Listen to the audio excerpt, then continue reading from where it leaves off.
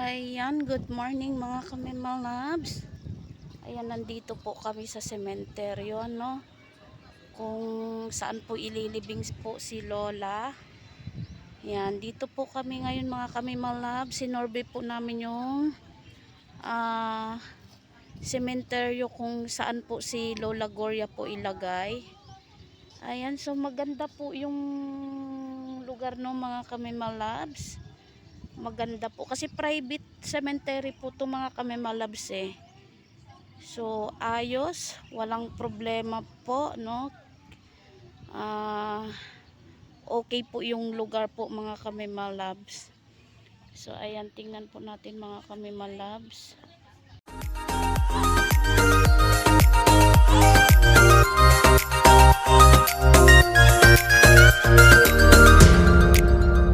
Good morning mga kamimalabs. Ayan mga kamimalabs, last day po ni Lula ngayon. So mamaya mag-overnight po kami today. Ayan, bukas po ihahatid na po namin siya sa huling hantungan. So inaantay lang po namin yung pinsan ko. Nandun po kasi sila sa kabila. Ayan, naka-ready na po kami mga kamimalabs. Maaga po kaming naka-ready. Ayan, inaantay lang po namin. Mamaya update ko po kayo mamaya mga kamimalabs. Ayan po ang aking mga mahal sa buhay. Yan po ang aking auntie. Ante, hi! Yan po ang aking pinsan na pugi, syempre. Ayan po ang aking mother dear, ang aming madam. Hi ma! Hi ma! Oh, hi! Oh, syempre, ito yung dalawa kong pamangkin. O, diba? Kapugi. Nak, hi nak! Hi sa vlog ni tita, bilis! Nahiya pa. Sige, pag ito, nag-ano, sige. Joke lang. Hi si Kurt, oh. O, tiga. Ayan po, inaantay po namin yung tito nila. Lapa. Anong oras na mga kamimalabs? Tanghali na.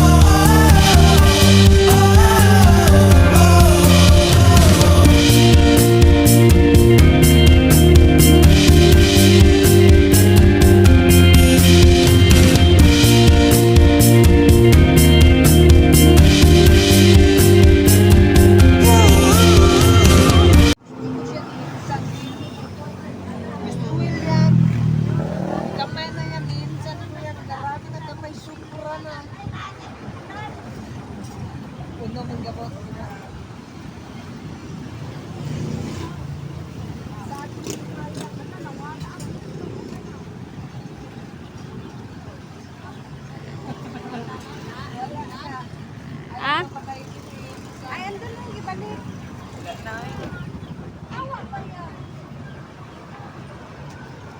Hmm.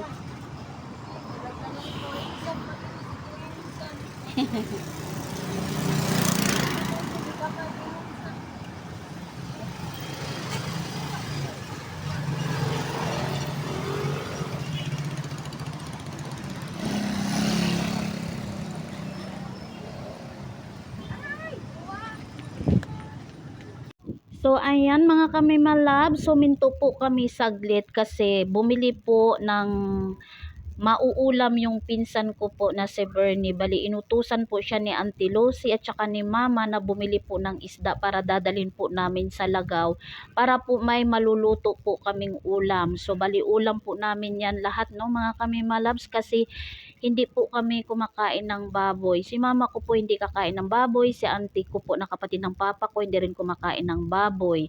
Ayan. Kaya nagpabili po kami ng ulam na isda para po may maluluto po kaming ulam. So ayan, nakabalik na po ang aking pinsan. Kaya let's go!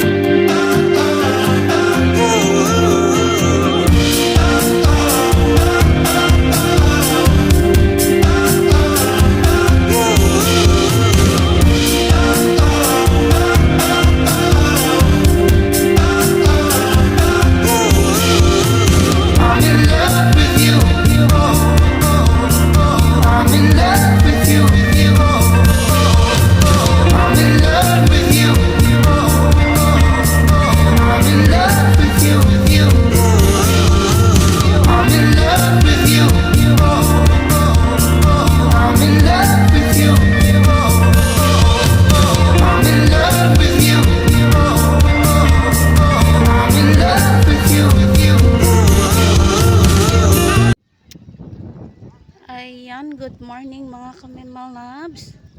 Ayan, nandito po kami sa sementeryo, no? Kung saan po ililibing po si Lola. Ayan, dito po kami ngayon mga kamimalabs. Sinorbe po namin yung sementeryo kung saan po si Lola Gloria po ilagay. Ayan, so maganda po yung lugar no mga kamimalabs. Maganda po kasi private cemetery po to mga kamimalabs eh. So ayos, walang problema po no. Okay po yung lugar po mga kamimalabs. So ayan, tingnan po natin mga kamimalabs. Ayan po yung paligid mga kamimalabs. So ang ganda po ng view ano. Ayan. Ayan po yung view mga kamimalabs. Yan. Saan? Ayan, so dyan po ilalagay po si Lola sa 3rd floor. So, bibilangin mo mula sa kanan, pangatlo po si Lola. Ayan.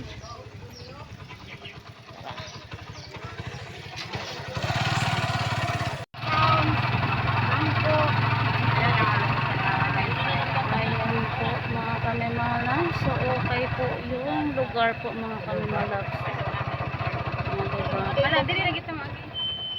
Ay, okay ra makaagit ang part. Tagamin nag.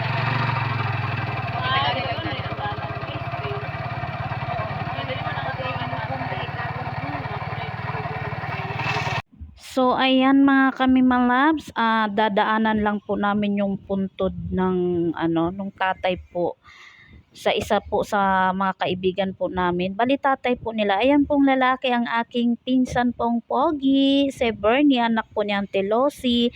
At saka yung dalawang girl po, ayan po ay magkakapatid. Ayan po si Auntie naka-green. Nung nag-usap po kami ni Auntie na i-survey po namin yung kung saan po ilalagay si Lola, yung paglilibingan po kay Lola, ayan po ay nakisabay po tong dalawang magkapatid sa amin para po madalaw na rin po nila ang tatay nila. Ayan, happy lang mga kamemalabs. Diba? So, ang ganda po ng paligid mga kamemalabs, no? Green na green. So, malinis po ang kapaligiran, maaliwalas.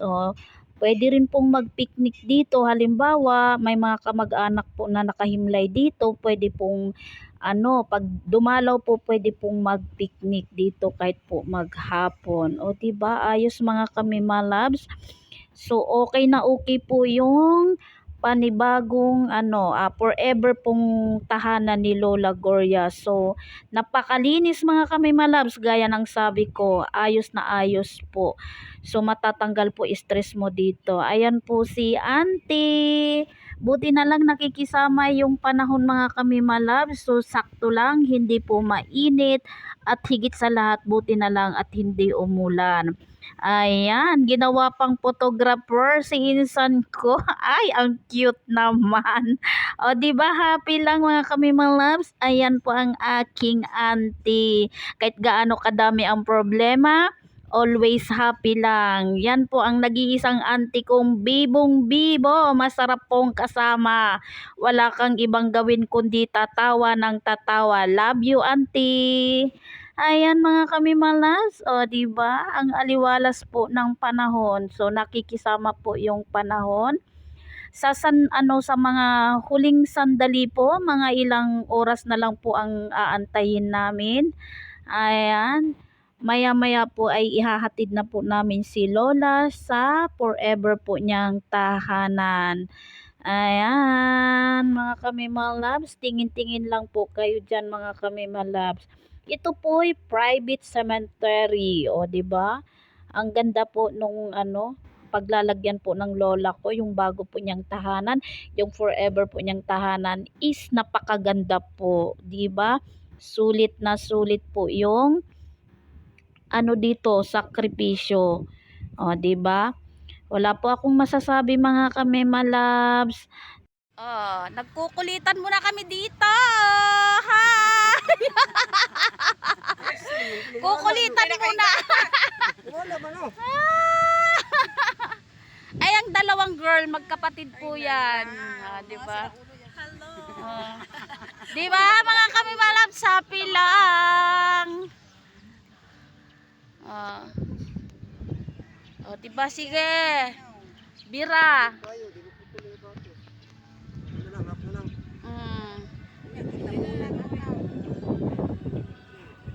Ayan mga kamimalabs, uwi na kami, tapos na kaming magsorbe. Balik na kami sa aming Pajero. Charot! Diba? Yan, mga masasayang kasama yan. Diba? Syempre. So, ayan mga kamimalabs, pag andito na po si Lola mamaya, pag naihatid na po namin, ganyan na ganyan po ang magiging setup po sa niya, sa pagdibing niya. O, diba? Ganda. O, diba? Ganda po dito. Ang ganda po ng ano ni Lola dito. Yung bagong tahanan po ni Lola, ang ganda po. Yan, wala po akong masabi. 100% okay. Ayan, ang ganda po ng lugar ng bagong tahanan po ni Lola. Yung forever pong tahanan ni Lola, napakaganda, napakaaliwalas po mga kamimalabs, ang linis. Diba? Mawawala yung stress mo dito.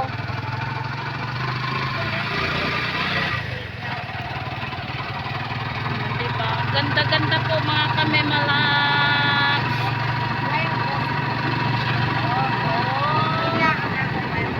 Monticello Cemetery. Ayan, palabas na kami mga kamimalabs. Ayan. Ayan, pauwi na po kami. Ayan, pauwi na. Diba? Ganda ng katabi ko. Siyempre, aking pinsan, pogi. Ayan pa sa likod, mga magaganda. Diba? Walang pangit na nakasakay dito. Magaganda. Wow, sarap! Ayan, mga kamiwalag. Pauwi na po kami. So, antayin na lang po namin yung ilang oras. Hatid na po. Ihatid na po namin si Lola sa forever po niyang bahay. Masakit man pero kailangan tanggapin. Talagang gano'n ang